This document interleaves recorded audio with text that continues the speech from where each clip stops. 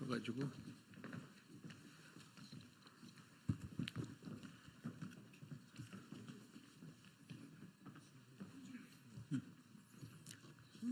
윤상현 의원입니다. 지난 7월 18일 대법원 판결에 대한 권한쟁의 심판 청구 및 가처분 신청을 위한 기자회견을 갖게 됐습니다. 지난 7월 18일 피청구인인 대법원은 동성 커플을 건강보험 피부양자로 인정한다는 판결을 내렸습니다. 이 같은 대법원의 판결은 국회의원 법률안의 제출권과 심의 표결권 등 헌법적인 권한을 침해하고 있으므로 그 판결의 효력을 취소해 달라는 헌법재판소의 결정을 구하고자 권한쟁의 심판을 청구하게 되었습니다. 아시다시피 우리 헌법 제36조를 보면은 혼인과 가족생활은 개인의 존엄과 양성의 평등을 기초로 성립되고 유지되어야 하며 국가는 이를 보장한다라고 명시되어 있습니다. 지난 18일 내려진 대법원의 판결은 이 헌법 제36조의 정면으로 위배되어서 대한민국의 헌법 질서와 권력 분립의 원칙을 심각하게 훼손한 것입니다.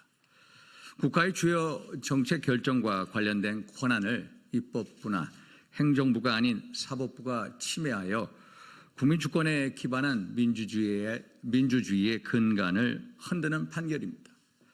대법원이 헌법이 규정한 권한을 넘어선 잘못된 판결을 내린 것은 심각한 월권 행위라고 생각을 합니다. 저는 숙고 끝에 저와 뜻을 같이 하는 분들과 함께 권한쟁의 심판을 통해 잘못을 바로잡으려고 합니다.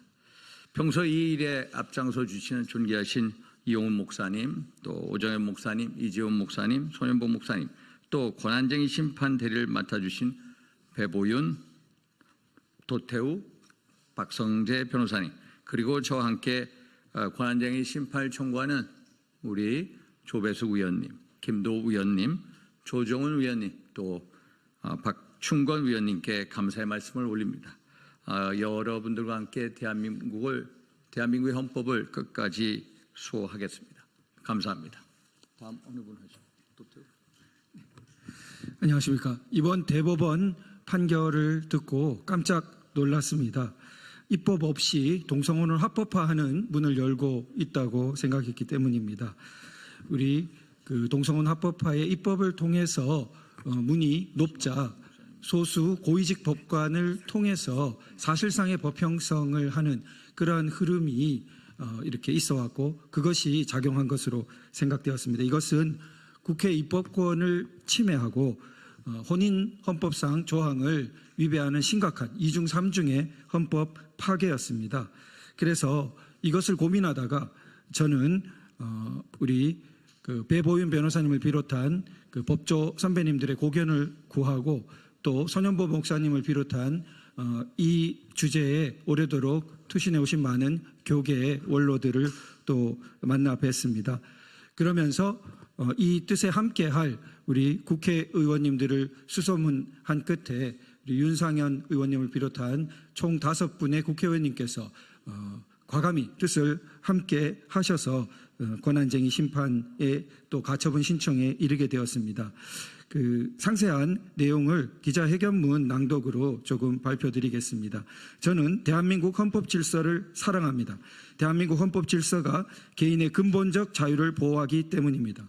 개인의 근본적 자유를 보호하는 대표적인 헌법 원리는 권력 분립 원리입니다. 입법부는 법률을 제정하지만 재판을 담당할 수 없고 사법부는 헌법과 법률에 따라 재판하되 법률을 제정할 수는 없습니다. 법을 제정하는 힘과 법을 적용하는 힘이 한 사람의 손에 주어진다면 무서울 것이 없어져서 잘 될 리가 없기 때문입니다. 지난 7월 18일 동반자의 건강보험 피부양자 자격을 인정한 대법원의 판결은 법을 적용하는 권한을 가진 사법부가 스스로 법을 제정하여 판결한 사건이었습니다. 이는 개인의 근본적 자유를 보호하기 위한 삼권 분립 원리를 심각하게 훼손하는 행위입니다. 이 판결이 바로잡히지 못한다면 삼권의 견제와 균형에 의한 개인의 자유 보호는 사라지고 힘의 지배가 법치를 대치하게 될 것입니다. 사랑하는 대한민국 헌법 질서가 무너지게 될 것입니다. 이 판결이 가진 또 하나의 심각한 위헌성에 대해 말씀드리겠습니다. 대한민국 헌법 질서는 일남 일녀 양성의 평등에 기초하여 혼인과 가족생활 보호를 천명하고 있습니다. 헌법상 혼인은 일남 일녀의 결합이며 법률은 남녀의 혼인을 전제로 배우자라 쓰고 있습니다. 그러나 본 판결은 동성의 동반자 관계를 남녀가 사실혼 관계에 있는 경우와 동등하게 보고 평등 원칙을 적용하였습니다. 헌법에는 양성평등에 기초한 혼인이라 되어 있는데 양성이 아닌 동성의 결합을 양성이 결합한 사실혼과 같은 차원으로 보고 평등 원칙을 들이댄 것입니다. 구체적이고 명확한 헌법 규정이 있는데 법관들이 헌법 위에 서서 헌법을 마음대로 주무르는 모습이라 하겠습니다. 권력분립 원리와 양성평등에 기초한 혼인 보호 원리는 모두 대한민국의 번영된 미래를 떠받쳐 나갈 위대한 헌법 원리입니다. 헌법재판소는 속히 가처분 결정을 내려 헌법 파괴적인 이번 대법원 판결의 효력을 정지시켜 주시기 바랍니다. 본 판결에 대한 효력 정지를 통해 헌법 질서의 혼란과 파괴가 중단되고 입법부인 국회에 의해 적법 절차에 따른 합헌적인 입법 논의가 진행될 수 있기를 간절히 바랍니다. 권한쟁의 및 가처분 신청 대리인 도태우였습니다. 네, 전국청년연합 바로서다 김정희 대표입니다. 저희 성명서를 발표하도록 하겠습니다. 최근 대법원이 동성 커플의 건강보험 피부양자 자격을 인정하면서 사법부의 권한 남용과 사법적 입법에 대한 비판이 커지고 있다. 사법적 입법이란 법원이 입법부가 다루어야 할 문제를 판결을 통해 해결하면서 판례를 통하여 사실상 새로운 법 규정을 만드는 경우를 말한다. 이는 입법부의 권한을 침해할 위험이 있어 삼권 분립에 어긋나다는 비판을 받는다. 최근 우리나라에서는 여러 사법적 입법의 사례가 있었다. 대표적으로는 낙태죄 위헌 판결, 양심적 병역 거부 인정, 주 52시간 근로제 해석 판결 등이 있다. 이러한 판례들은 법원이 사회적 합의를 거치지 않고 입법부를 대신해 정책에 영향을 미친 사례로 많은 비판이 뒤따랐다. 사법 적극주의는 이러한 사법적 입법의 연장선에 있다. 사회적 변화를 반영하고 법적 해석을 확장하려는 의도에서 비롯되지만 이는 법적 안정성과 예측 가능성을 훼손하며 입법부의 고유 권한을 침해하는 결과를 초래할 수 있다. 법률은 모든 국민에게 예외 없이 적용되며 사회에 지향하는 바와 지켜져야 하는 도덕과 윤리의 기준을 제시하기에 너무도 중요하다. 또한 법률은 필연적으로 국민의 자유권을 제한하는 측면이 있기에 법률을 제정할 권리는 국민의 선택을 받은 국회의원들에게 그 권한과 책임이 부여되는 것이다. 그럼에도 국민에게 입법권을 부여받지 않는 사법부가 사법 적극주의, 사법적 입법으로 입법에 지나치게 개입하는 것은 분명 문제가 있으며 심각한 부작용이 뒤따를 수밖에 없다. 더구나 이번 대법원 판결은 동성 커플의 건강보험 피부양자 자격을 인정하며 처음으로 동성 동거인의 법적 권리를 명시적으로 인정한 사례로 헌법에 심각하게 위배된다. 헌법 36조 1항은 혼인과 가족생활은 개인의 존엄과 양성의 평등을 기초로 성립되고 유지되어야 한다고 명시하고 있다. 이에 따라 동성 커플의 법적 부부로 인정하는 것은 헌법이 규정한 혼인의 개념에 반하기에 이번 판결을 두고 헌법 정신과 자유민주주의 삼권 분립의 원칙을 훼손했다는 논란이 거세게 이어지고 있다.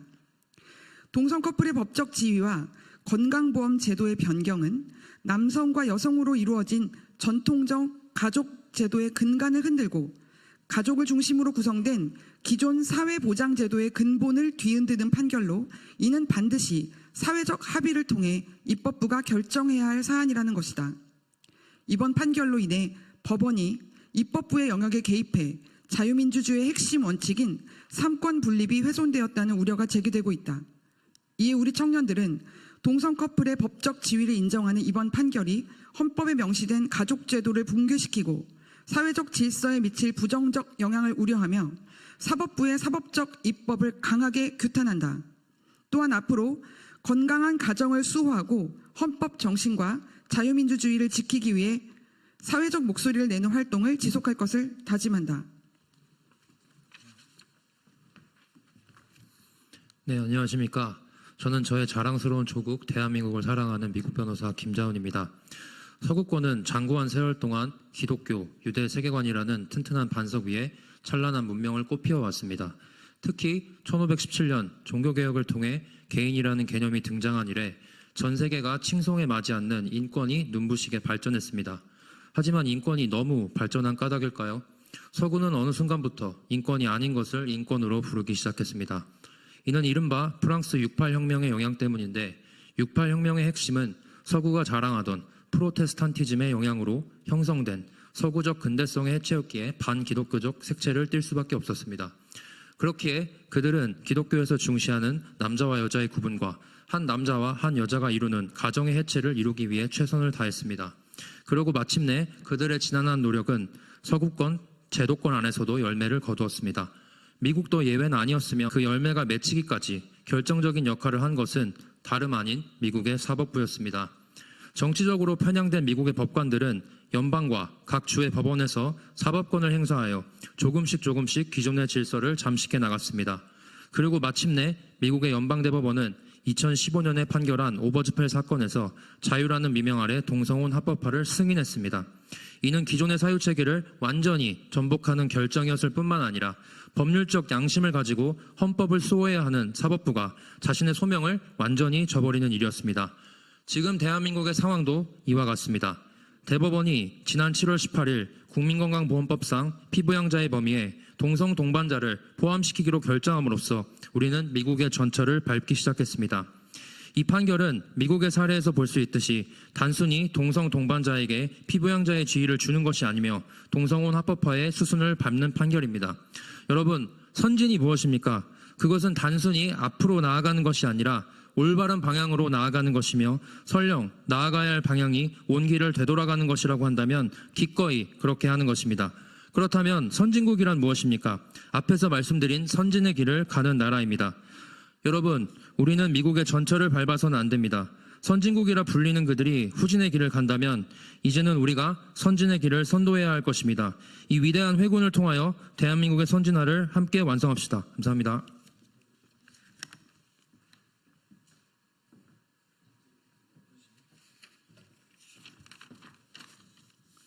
안녕하십니까. 서울기독교청년합회 대표회장 심하부 목사입니다. 우리 대한민국이 수많은 역경을 이겨내며 오늘의 아름다운 나라가 되었듯 대한민국의 국민인 저 역시 지금까지 수많은 고난과 역경 도전에 여기까지 왔습니다. 40여 년의 긴 시간 동안 저는 교회를 섬기면서 또 코로나 시기에 교회의 문을 닫아야만 했던 시기도 또 1개월 동안 병상에 누워 코마 상태로 투병하던 시절도 있었습니다. 그런데 하지만 지금 우리가 직면한 이 위기는 제가 겪은 어떤 위기의 모든 순간을 아무것도 아니게 할 만큼 근본적이고 치명적인 위협입니다. 그래도 대한민국은 사람으로 지켜야 할 도덕의 기준, 마약, 동성애, 동성호, 근친혼, 매춘을 법으로 막아서 지켜왔습니다. 이 기준이 파괴되면 사회는 무너지게 되고 사회만 무너지는 것이 아니라 알뜰살뜰 행복한 가정마저도 무너지게 되며 나라의 위기도 초래할 수 있다고 볼 수 있습니다. 개인과 가정과 교회와 국가의 터전 그 자체를 지키는 헌법을 지금 대법원이 흔들고 있는 것입니다. 그것이 바로 동성 동반자를 사실혼 배우자와 같이 건강보험 피부양자로 인정하는 판결을 내린 사실입니다. 가장 지켜져야 할 도덕적 기준과 헌법적 기준을 파괴하고 있는 것입니다. 어떤 법관의 말입니다. 천국과 지옥이 법정 소송이 되면 천국은 절대로 지옥을 이길 수 없답니다. 왜냐? 그랬더니 판사들은 다 지옥에 가 있기 때문이랍니다. 왜 이런 소리가 들려야 할까요? 윤리와 도덕을 무시한 이 위기에 우리는 10월 27일 200만 명이 광화문으로부터 용산까지 모여 기도하며 항의할 것입니다. 저는 온전한 대한민국 국민들과 또 온전한 목사님들과 온전한 애국적인 변호사님들과 함께 제게 주어진 저항의 책임을 다하겠습니다. 감사합니다.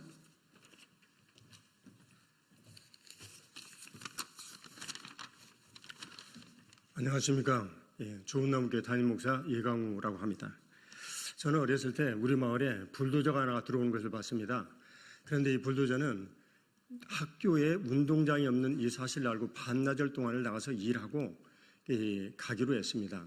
어른들은 설득을 해서 약 이틀간의 일을 잠을 자지도 못하게 하고 일을 했습니다.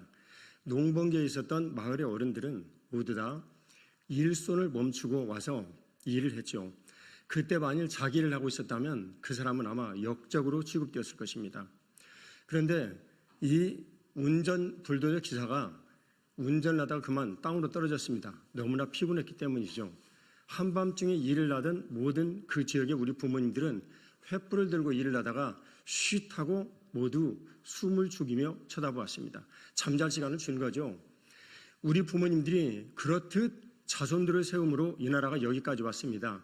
여러분이 아시듯이 이 오금상공 클럽에 7번째로 우리나라 가입했죠. 모두 출산과 그 자녀들의 교육에 의해서 이루어진 일입니다.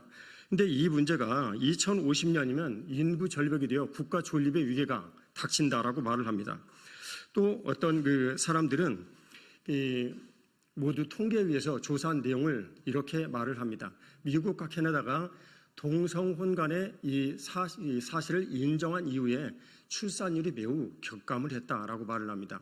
우리의 자산은 누가 뭐라고 얘기를 해도 인적 자산입니다. 이 하나님께서 보장하신 출산에 대한 이 인적 자산이야말로 우리가 앞으로 미래를 설계할 수 있는 유일한 근거가 됩니다. 이 유일한 근거에 대해서 대법원에서 동성 간의 의료보험 피부양자에 대한 이 판결의 문제는 재고가 되어야 합니다. 감사합니다.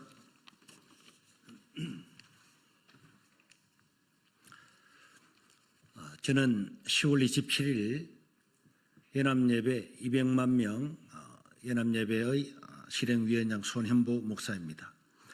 지난 7월 18일 대법원의 동성애자 커플의 건강보험 피부양 자격을 인정한 것은 참으로 있을 수 없는 일입니다. 이는 우리 사회에 엄청난 변화를 가져올 수 있는 중대치한 사안인데도 불구하고 사회의 합의나 그 어떤 논의도 한 번 없이 법관들이 자기들의 판단만으로 이루어지기 때문이고, 이 판결은 입법부의 입법 활동 없이 바로 동반자를 배우자로 인정하는 우를 범하게 되었습니다. 즉 동성애자라는 개별 사건으로 인해 국회에서 민법 등 가족관계법을 중심으로 치열하게 사회적으로 논의한 혼인관계나 배우자에 대한 우리 사회 근간이 사회적 논의에 기반하지 아니하고 이렇게 바뀌어져 버린 것입니다. 이것은 명백히 국회의원의 입법권을 침해한 사건입니다. 이럴 바에는 국회가 왜 했습니까? 법관들이 다 하면 되지 않겠습니까? 이제 국민연금까지도 이 기준에 의해서 지급된다면 이제는 배우자, 가족관계의 실제적인 변화를 가져올 수 있는 엄청난 사안인데도 불구하고 이런 것들을 사회적인 합의 없이 법관들 몇 명들이 바꾼다고 하는 것은 있을 수 없는 일입니다. 국민연금의 수급권자도 배우자의 법적으로 명시를 다 하고 있습니다. 이 모든 것들은 국회에서 우선적으로 충분하게 논의가 되고 또 사회적인 합의를 기초로 해서 이루어져야 마땅하다고 생각합니다. 지금 우리나라는 건강보험도 엄청나게 기금이 모자라고 있습니다. 그것뿐만 아니라 출산율도 확 떨어지고 있는데 이렇게 동성애를 조장하는 법이 아닐 수가 없습니다. 동성애자들을 통해서 에이즈가 99% 일어난다고 하는 것은 질병청에 바로 통계도 나와 있습니다. 이렇게 되므로 우리나라는 50년 안에 멸망할 것이라고 하는 데는 조롱도 받고 있는데 캐나다의 경우에 동성 이런 것들이 통과되고 난 다음에 1년에 0.1%씩 인구가 감소한 것을 생각하면은 우리 대한민국의 미래가 암담하지 않을 수가 없고, 캐나다는 동성 이런 법이 통과되고 난 다음에 10배나 넘는 동성애자들이 생겼습니다. 4명 중에 한 사람이 그렇게 되었습니다. 이제는 자녀가 없는, 후대가 없는 사회가 되는 그런 전조를 우리는 이 판결에서 볼 수가 있습니다. 퇴임 2개월을 남겨놓고 도망가듯이 판결했던 이 대법관들은 역사의 심판을 받지 않을 수가 없을 것입니다. 그렇기 때문에 이 법은 반드시 가처분의 인용을 받아서 폐기되어야 할 것입니다. 우리 대한민국 교회는 10월 27일 이것을 두고 볼 수 없어서 200만 명이 모여서 항의를 하고 규탄을 하고 또 하나님께 예배를 드리게 될 겁니다. 100만 명이 현장에서 모이고 100만 명이 온라인으로 이런 사건들을 두고 국민들과 함께하고 얼마나 이 법이 우리 사회에 해악을 끼칠 건지에 대해서 논의하고 기도하는, 예배하는 시간을 가지게 될 것입니다. 그래서 이번 가처분 신청을 통해서 이 모든 법들은 반드시 폐기되고 사회의 합의를 얻어서 국회를 통해서 입법이 되어야 마땅하다고 생각합니다. 이상입니다.